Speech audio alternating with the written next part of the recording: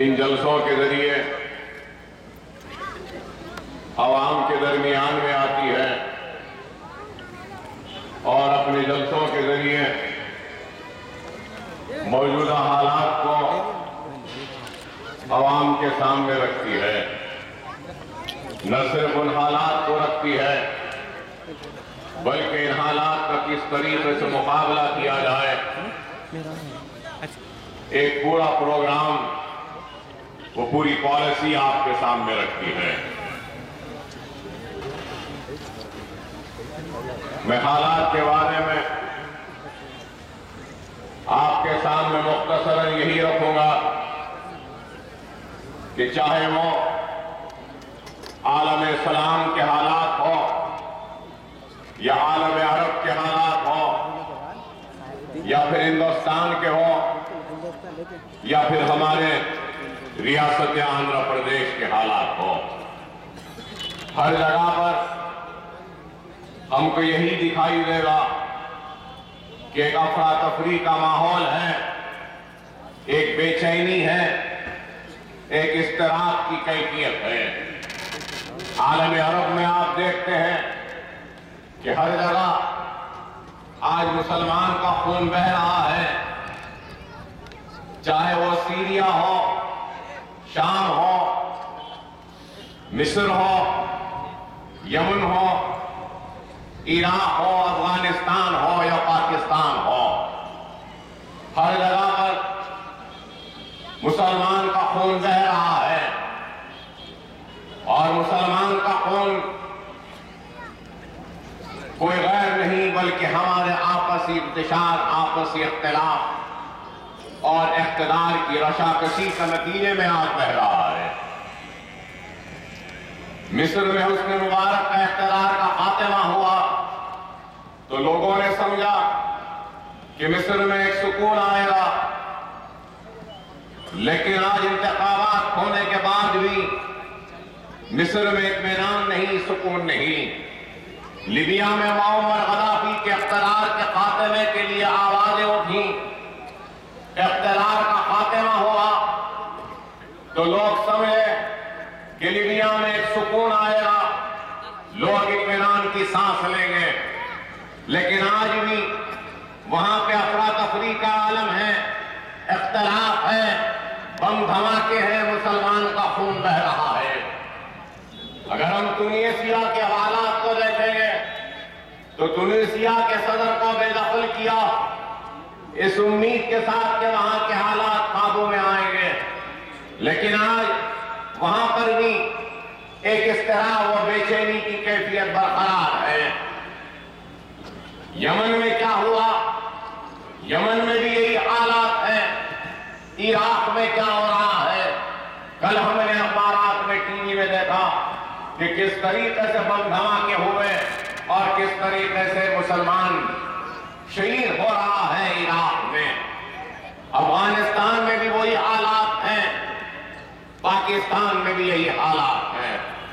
ہر جگہ مسلمان کا خون بہہ رہا ہے۔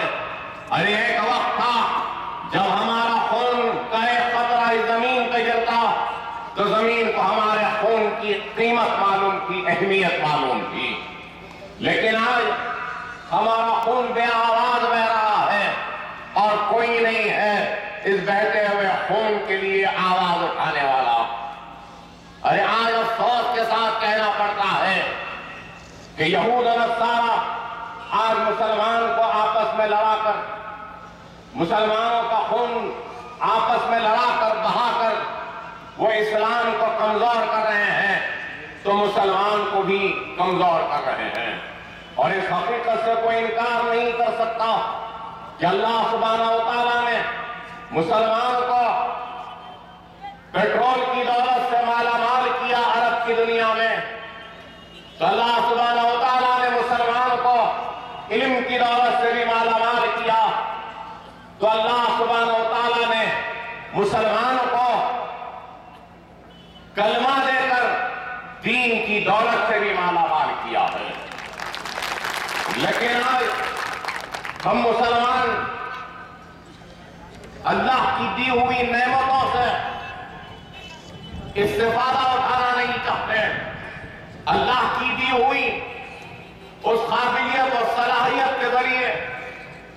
اپنے صفوں میں پھیلے جہالت کو ختم کرنا نہیں چاہتے، اللہ کی دی ہوئی اس دین کی دولت سے اپنی زندگیوں کو کامیابیوں کامرانیوں تک پہنچانا نہیں چاہتے، تو بتاؤ اللہ مدد کرے تو پھر آخر کیسے کرے گا؟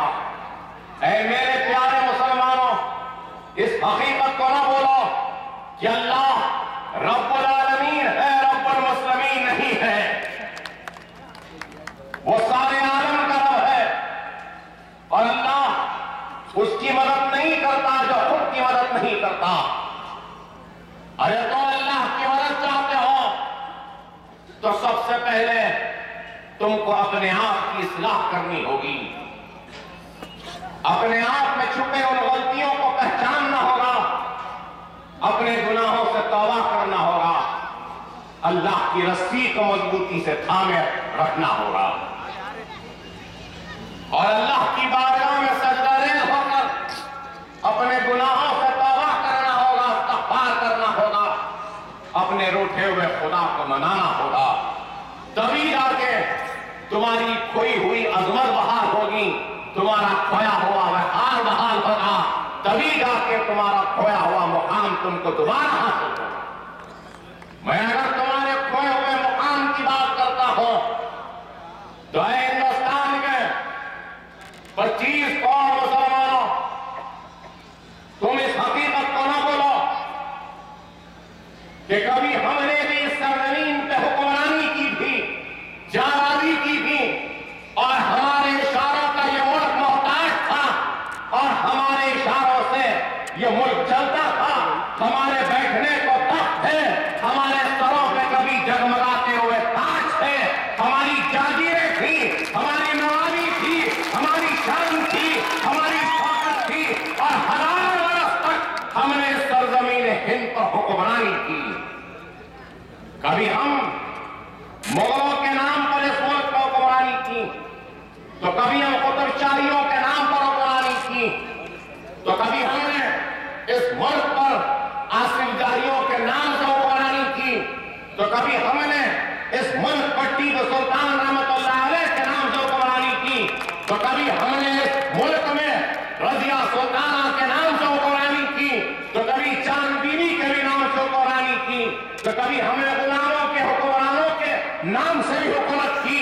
تو یاد رکھو مسلمانوں، جب ہم اس ملک میں آئے تھے تب ہماری تعداد 1 کروڑ تک بھی نہیں تھی، لیکن آج 25 کروڑ ہے۔ جب 1 کروڑ ہے تو بیٹھنے کو تخت تھا، سروں پہ تاج تھا، آج ہم 25 کروڑ ہیں لیکن بے آواز ہیں، تو اس کی وجہ کیا ہے؟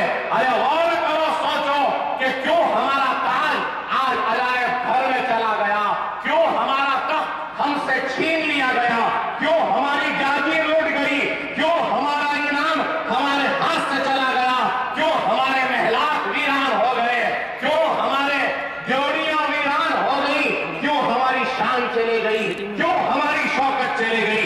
اس لیے چلی گئی کہ مغلیہ سلطنت سے لے کے ٹیپو سلطان رحمت اللہ علیہ، وہ اورنگزیب رحمت اللہ علیہ کا سر اللہ کی بارگاہ میں جھکتا تھا اور اللہ ان سروں کی عبادت کرتا۔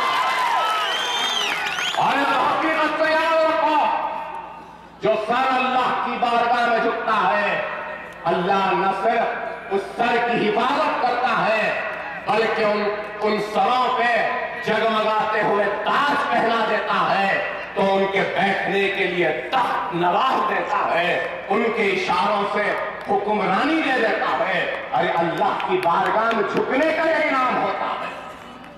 لیکن آج اگر ہم اس ملک میں 25 کروڑ کی تعداد میں رہنے کے باوجود بھی اپنے حق کے لیے، انصاف کے لیے، اپنے اوپر ہونے والی ناانصافی کے لیے آواز تک اٹھانے کے قابل نہیں رہے، تو کیوں نہیں رہے؟ کہ ہم آپسی اختلاف میں مبتلا ہیں، ایک دوسرے سے لڑتے ہیں، جھگڑتے ہیں۔ اس کا نتیجہ ہے کہ آج ہم کو رسوائی مل رہی ہے۔ اے میرے رائے چوٹی کے پیارے مسلمانوں، اس حقیقت کو نہ بھولو کہ میدان کربلا سے لے کر حضرت امام حسین کو دھوکے سے بلانے والے کوئی غیر نہیں تھے، وہ ہمارے اپنے ہی تھے۔ میدان کربلا سے لے کر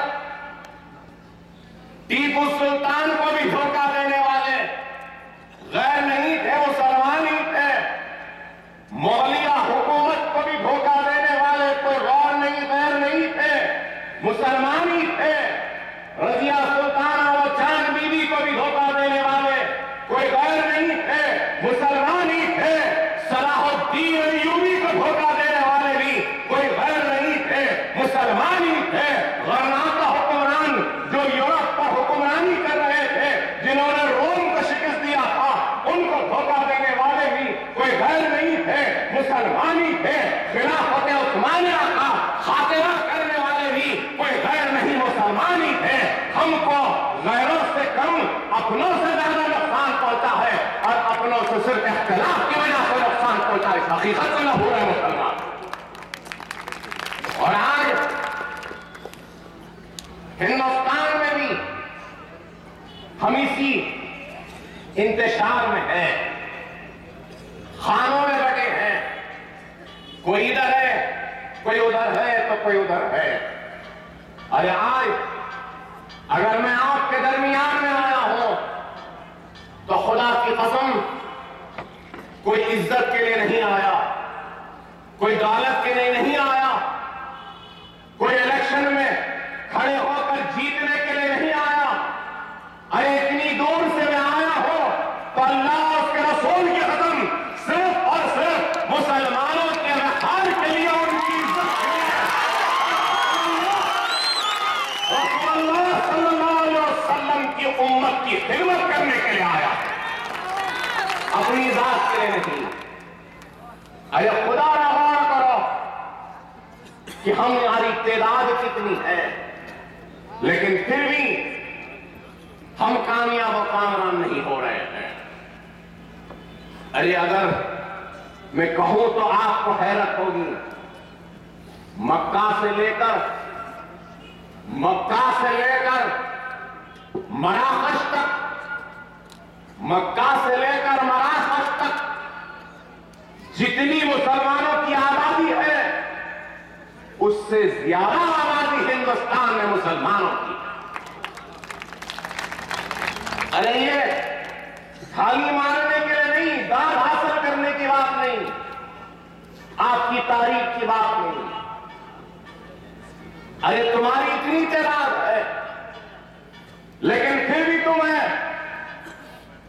کہ ہر ایک سے ڈرتے ہو، ہر ایک سے خائف ہو، خوف میں ہو، اور آپسی انتشار میں ہو۔ ارے میرے بھائی، 25 کروڑ کی آبادی کوئی معمولی آبادی نہیں ہے، بہت بڑی آبادی۔ لیکن کیا آج تمہیں تمہاری آبادی کے حساب سے انصاف مل رہا ہے؟ تمہارا آبادی کے حساب سے تم کو تمہارا حق مل رہا ہے؟ نہیں مل رہا ہے۔ تو کیوں نہیں مل رہا ہے؟ کہ صرف اور صرف ہماری صفوں میں انتشار ہے، اتحاد نہیں ہے، اس لیے میں ہو رہا ہے۔ جس وقت اتحاد آ جائے گا تو کوئی ہم سے مقابلہ کرنے کی ہمت نہیں جٹا۔ منتشر قوم ہر وقت صرف استعمال ہوتی رہتی ہے، منتشر قوم صرف ناکام ہوتی ہے، لیکن متحد قوم کبھی ناکام نہیں ہوتی، نہ ہی کبھی کسی کے استعمال میں آتی۔ دنیا اس کے سامنے جھکتی ہے جس کے پاس اتحاد ہوتا ہے، اتحاد میں ہوتا ہے۔ یاد رکھو، سائنس ترقی کر رہی ہے، ایٹامک بم آ رہے ہیں، ہوائی جہاز ہے، راکٹ ہے، کئی چیزیں ٹیکنالوجی میں، سائنس میں۔ لیکن میرا دعویٰ ہے، میں کہہ رہا ہوں کہ دنیا کی ساری سائنس ایک جگہ آ جائے، ٹیکنالوجی اتحاد کو ختم نہیں کر سکتی اور اس کو شکست کھا کر واپس لوٹنا پڑے گا. اتحاد میں وہ طاقت ہوتی ہے. لیکن ہم ہیں کہ سمجھنا نہیں چاہتے. ارے یاد رکھو میدان بدر میں ہماری تعداد کم تھی, پیٹوں میں پتھر تھے, فاخرے کے عالم میں تھے, تلواروں اور زنگ آلود تھے, تو جسم میں بھوک کی طلب تھی, تو حلق میں پانی کی پیاس کی پکار تھی. لیکن پھر بھی جنگ بدر میں سووں نے ہزاروں کافروں کو شکست دی. تو کیوں دی؟ کس وجہ سے دی؟ فاخرے کا یہ عالم تھا کہ ایک صحابی نے اپنا کرتا ہٹایا پیٹ پہ سے اور سرکار دو عالم صلی اللہ علیہ وسلم کی خدمت میں حاضر ہو کر بتایا, کہا کہ رسول اللہ صلی اللہ علیہ وسلم دیکھیے میں بھوکا ہوں, میرا پیٹ اندر آ چکا ہے. تو ایک صحابی نے اپنا کرتا, دوسرے صحابی نے اپنا کرتا ہٹا کر بتایا, کہا کہ دیکھیے سرکار بھوک کا کیا عالم ہے کہ پیٹ پیٹ کو لگ گیا ہے. تو سرکار مدینہ محمد مصطفیٰ صلی اللہ علیہ وسلم اپنا کرتا ہٹاتے اور بتاتے ہیں کہ دیکھو میرے پیٹ پر ایک نہیں دو پتھر بندے ہوئے ہیں, لیکن پھر بھی میرے عزم میں کمی نہیں آئی ہے. چلو اے میرے ایمان والے مسلمانوں, ہم آگے بڑھیں گے اور فتح و نصرت تمہارے قدموں کو چھوئے. ارے یہ عالم تھا. صلاح الدین ایوبی نے بیت المقدس کو قبضہ کیا تھا. بیت المقدس قبضہ ہونے کے بعد آپ دیکھتے ہیں کہ یہ چرچز میں پادریاں ہوتے ہیں. پادری مطلب فادر بردر چرچ کے ہوتے ہیں جو سفید لباس پہنتے ہیں.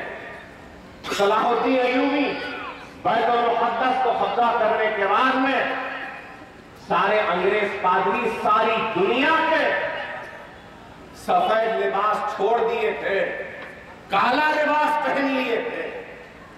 جب دنیا نے پوچھا اے فادر آپ کالا جھبا کیوں پہن رہے ہیں, تو اس چرچ کے پادریوں نے کہا کہ اسلام اور مسلمانوں کے ہاتھ میں بیت المقدس کے جانے کے غم منانے کے لیے ہم کالا لباس پہنے. سارے صلیب کے ماننے والے ایک جگہ آ گئے, ساری دنیا کے صلیب کے ماننے والے ایک جگہ آئے. جنگ صلیب ہوئی. آسٹریلیا کے بادشاہ, افریقہ کے بادشاہ, جرمنی کے بادشاہ, لندن کے بادشاہ کنگ ریچارڈ نے تو یہاں تک کہہ دیا تھا کہ اگر کوئی لندن خریدنے تیار ہے تو میں لندن بیچنے تیار ہوں اسلام کے خلاف لڑنے کی. سب مل کر آئے, لیکن پھر بھی اسلام کو صلاح الدین ایوبی کی قیادت میں جو ایمان والے لڑ رہے تھے ان کو شکست نہیں دے سکے, اور پھر سے صلیب کے ماننے والے اپنی شکست کو تسلیم کر کے واپس لوٹ لگے. آپ کو معلوم تاریخ کیا لکھتی ہے؟ اس وقت صلاح الدین ایوبی کا ایک ایمان والا مسلمان 300 کافروں سے لڑتا تھا. ایک مہینہ 2 مہینے نہیں چلی جنگ, 3.5 برس تک جنگ کرتے رہی. ایک لا الہ الا اللہ محمد رسول اللہ کلمہ پڑھنے والا مسلمان 300 سے زائد کافروں سے لڑ رہا ہے اور ان کو شکست دیتا ہے. تو یہ ایمان کی دولت ہے, ایمان کی طاقت ہے جس کی وجہ سے وہ شکست نہیں دے سکتے. مغلوں نے ہندوستان پہ جب چڑھائی کی تب کیا تعداد تھی؟ کیا ہم کروڑوں میں تھے؟ کیا اربوں میں تھے؟ نہیں تھے میرے بھائی. پھر کامیابی کیوں ملی؟ اس وجہ سے کیونکہ دلوں میں ایمان کی حرارت کی کیفیت پورے آب و تاب کے ساتھ تھی. اس وجہ سے کامیابی و کامیابی ہوئی. ارے اے میرے مسلمانوں, اپنے آپ کو مسلمان کہتے ہو تو اس حقیقت کو بھی جان لو کہ تم مسلمان کیوں ہو، مسلمان کا مقام کیا ہے، مسلمان کی طاقت کیا ہے۔ ہم مسلمان اس لیے ہیں کہ ہمارے پاس کلمہ ہے، کلمہ ہے، لا الہ الا اللہ محمد رسول اللہ کلمہ۔ اور کلمہ پڑھنے میں کتنا وقت لگا؟ لا الہ الا اللہ محمد رسول اللہ 3 سیکنڈ بھی نہیں لگے۔ لیکن کیا تم جانتے ہو اس کلمے کی طاقت کیا ہے؟ کیا تم کو اندازہ ہے کہ کلمے میں کتنی طاقت ہے؟ ارے سرکار دو عالم صلی اللہ علیہ وسلم نے صحابہ کرام کو 1 دن 2 دن صرف کلمہ نہیں سکھایا، کلمے کی طاقت بیان نہیں کی، بلکہ 3.5 برس تک سرکار اپنے صحابہ کرام کو صرف لا الہ الا اللہ محمد رسول اللہ کلمے کی طاقت کو بیان کر۔ جب صحابہ کرام نے سرکار کو پوچھا رسول اللہ کلمے کی طاقت کیا ہے؟ سنو غور سے میرے ایمان والے پیارے مسلمانوں، سنو اے محمد مصطفیٰ صلی اللہ علیہ وسلم کے غلاموں، اسلام کے خدمت گزاروں، سنو، سرکار حدیث میں اشارہ فرماتے کہتے ہیں کہ اگر کوئی مسلمان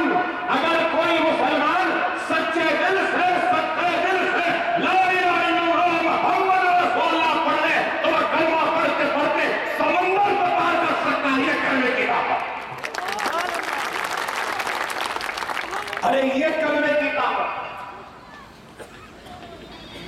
عرش میں ایک ستون ہے، عرش میں ایک ستون ہے، ستون مطلب مینار کی طرح، وہ ستون ہلتا ہے، ہلتے رہتا ہے، تو اللہ اس عرش کے ستون سے کہتا ہے کہ رک جا، رک جا، تو وہ ستون کو پار اٹھتا ہے، کہتا ہے کہ اے اللہ میں نہیں رک سکتا، اور میں اس وقت تک نہیں رک سکتا جب تک کہ تو لا الہ الا اللہ پڑھنے والے اس مسلمان کی مغفرت نہیں کرتے۔ ارے غور کرو، کیا ہے؟ صرف لا الہ الا اللہ کی تلاوت کرنے میں یہ طاقت ہے، کلمہ پڑھنے میں سمندر پار ہو سکتا۔ ارے آج لوگ کہتے ہیں کہ مسلمان غریب ہے، مسلمان فقیر ہے، مسلمان پریشان حال ہے، مسلمان بے چین ہے، مسلمان کے گھر میں ہر قسم کی پریشانی ہے کیونکہ وہ غریب ہے۔ نہیں ہے میرے پیارے مسلمانوں، مسلمان کبھی بھی غریب نہیں ہو سکتا، مسلمان کبھی بھی پریشان نہیں ہو سکتا، مسلمان غریب ہو ہی نہیں سکتا۔ دنیا میں اگر سب سے غریب کوئی ہے، پریشان حال کوئی ہے، بے چین ہے کوئی، تو وہ ہے جو دین اسلام سے دور ہے۔ مسلمان کے پاس تو سب سے بڑی دولت ہے، لا الہ الا اللہ محمد رسول